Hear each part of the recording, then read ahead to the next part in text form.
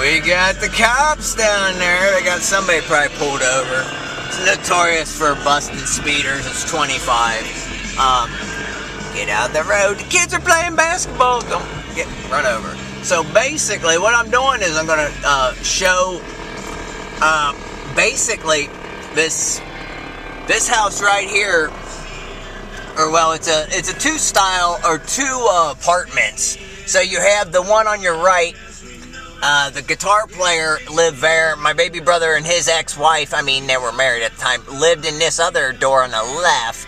And basically, you went up. And in the basement is where the band played. So there was I'm trying to think how you got down to the basement. I just know it was a crazy set of stairs. It might have been, you might have had to enter it through the left here. And basically, so the band was sitting up on the porch when I get here. So I park, start carrying a bass amp and my keyboard down for a band practice. And basically, so, you know, I get back up. Now they see me doing all this. So I get up to the porch and they're like, oh, we're not rehearsing today. We're fighting. And to me, I didn't basically, what I did was I just grabbed my stuff and left. I was done. I was done with the band because that was such a sign of disrespect to me. Like, you could have, the whole time you sat there and watched me carrying stuff to basically practice. And, you know, they eventually sent the drummer to me, like, later, like, I don't know, weeks or whatever, and asked me about getting back into the band. I was like, no. The two guitar players, I guess they were both guitar players. I don't even remember. I'm trying to think who played bass with us. If they shared bass, I don't know. It was weird. And I was just like, no, I don't play that. I knew at that point in time, because we had played somewhere up the street at a club I eventually worked at called Never on Sunday. And we had one song to rehearse. We had it rehearsed. We played it on stage. And the crowd went crazy for us. Well, I go walking off the stage because I knew we only had that one song rehearsed.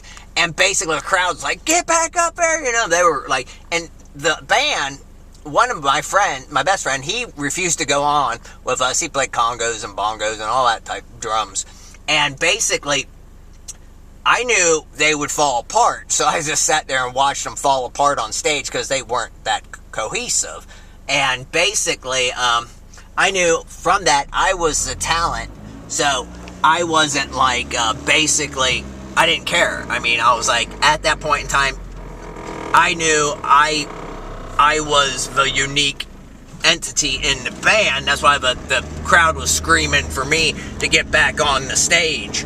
And I was like, because of my vocals and that, and my mannerisms when I'm on stage. So basically, that's the story of how I was in a band and how I left the band because they were stupid. And basically, they pretty much, I don't think any of them really do. The one guy got himself somehow into a band that I helped kind of nourish.